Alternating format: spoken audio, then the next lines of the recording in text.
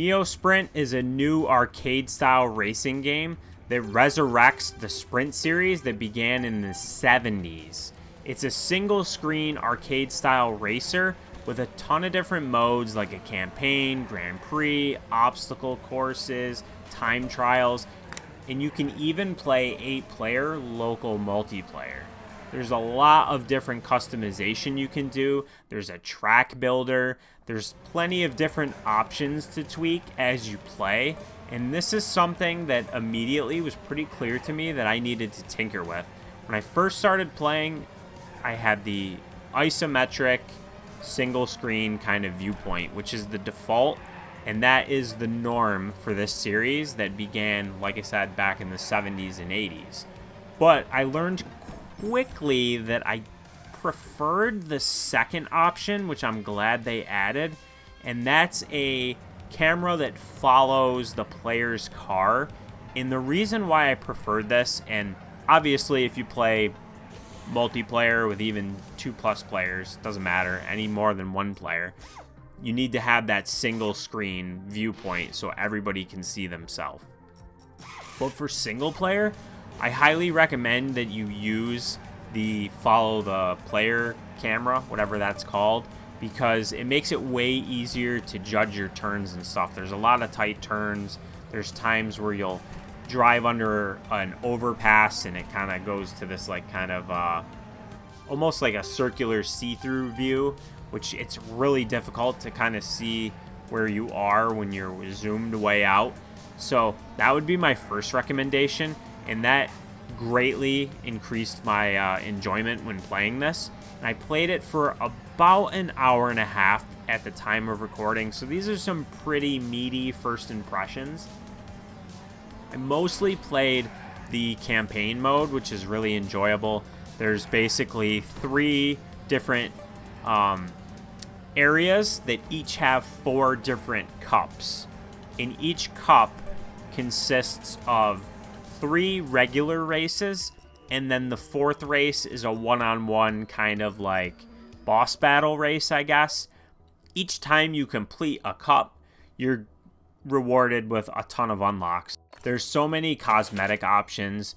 There's plenty of choice because there's 9 different car types.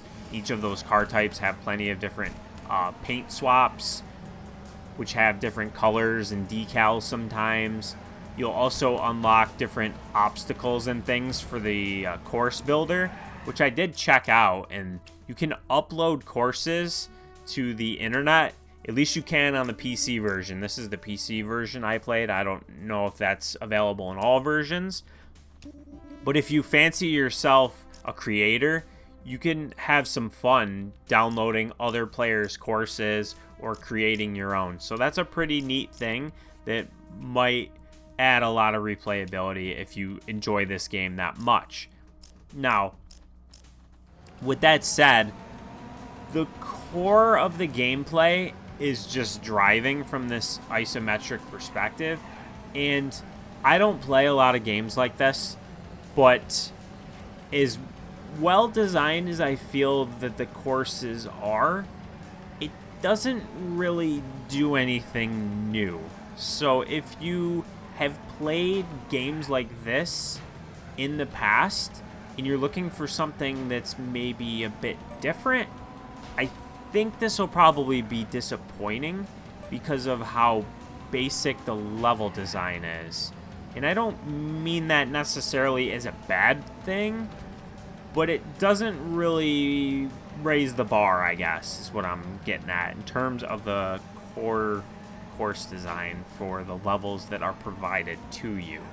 Now, with that said, if you do genuinely just enjoy this style of game, I think you'll have a lot of fun with this, because the obstacle mode, for example, which if you play that, it's like kind of a time trial, but there's obstacles on the course, and you're trying to complete a lap without hitting any obstacles, which will give you a penalty. And there's lots of different ways that are a little bit different than just the kind of vanilla Grand Prix or campaign modes, like the time trials and things like that, that'll really push you to be really good at the game. because the campaign mode, for the most part, like, I've lost a few races, sure, but they let you retry, I think, 3. You could retry 3 times per cup. So you have 3 retries. If you're trying to get all golds, like, say you get a silver and you're not happy with that, you can either continue on or you can retry. And you earn points in each of the races to try and place first. So it's very similar to, like, Mario Kart, for example. And then after you defeat the boss of that particular circuit, then you'll unlock the next. And once you complete all 4 of the cups in the first area, then you'll unlock the second, and so on. In the course environments are all really nice. I really enjoy the graphical style that they put in. The music and sounds are fine. Nothing fantastic, nothing that really hurts the experience either. And you can see that they really lean heavily on the fact that this is an Atari game. There's so many different references and things for you to catch if you are familiar with the history of Atari. You'll see, like, Centipede and Crystal Castles and, like, an Atari Jaguar, like, logo, and a lot of things like that that are kind of, like, in there to kind of, you know, I don't know if you want to necessarily call them eye candy, but they're kind of there to as, like, little, like, nods and Easter eggs, if you will, to Atari's past. So that's pretty cool if you're an Atari fan.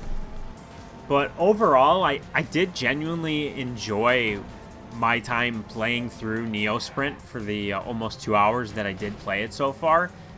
There's a good bit of variety to the course designs, in the environments, in the different modes and everything. But I don't know that this would necessarily be a game that would keep you busy for a really long time unless you're a completionist and you want to unlock all the stuff and you really engage in all the different modes. Because some of the modes might not appeal to you, like time trials and, like, the obstacle mode. They were okay to try, but those aren't really things that I usually enjoy in an arcade-style racing game. And I enjoy the campaign, which I plan to see that through to the end. And I don't have anybody to play with, but I will say this, that I think the ability to play 8 players on a single screen could make this a really fun party game if you have a bunch of buddies. Like, that concept of that sounds really fun, because you can, you know, kind of grief your friends, because if you crash into somebody, you can kind of twist them and really mess them up. And there's a button you can hit to reset yourself on the course, but that kind of comes with its own penalty, as there's like a slight delay before they'll let you take off again. But that aspect of it that I didn't get to try sounds really appealing. Like, this, I think, would be a really fun party game. But if you enjoy arcade-style racing games that are this kind of single-screen perspective, you know, it reminds me a lot of, like, RC Pro-Am. Like, I had RC Pro-Am on NES when I was a kid.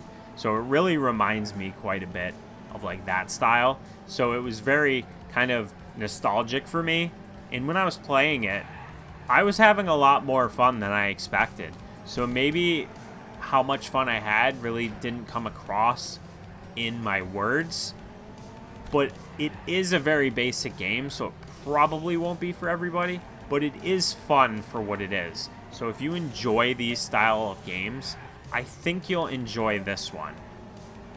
Especially if you're a fan of Atari and kind of their history, since there is a lot of nods to the past with the decals and the paint colors and the different game references and the environments and things like that. So this is definitely a very fun arcade-style racing game. But I think its main audience are those that have, like, a nostalgia for it, or maybe even those that don't. But the caveat is it's very basic. It doesn't have any really wacky and crazy levels from what I've played, which is over 2/3 of the game so far. So I think that's a good sample size. But it's fun. This was NeoSprint. Thank you for watching. If you enjoyed this, please like, comment, subscribe, all that YouTube stuff. If you have any questions, maybe something I missed, go ahead and ask away. I'll be sure to respond. And I appreciate you watching. I hope to see you on my next video. But until then, have a good one.